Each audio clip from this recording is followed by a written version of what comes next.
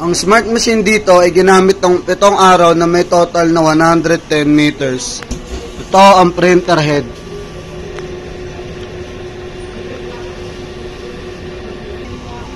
Ito naman ang copying. Head clean.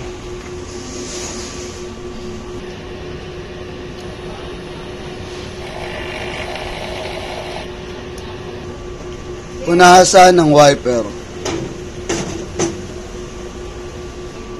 Nozzle check.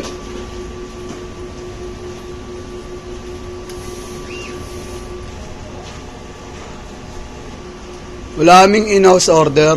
Ang pending namin ay goods for 24 hours. At wala kaming branch fulfillment ngayong week. Ang ink system ay tama lang.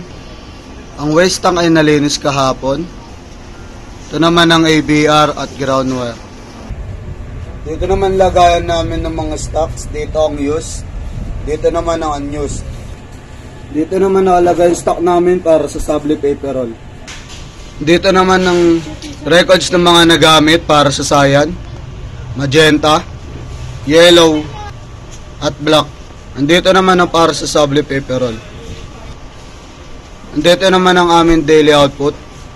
Andito naman ang daily checklist.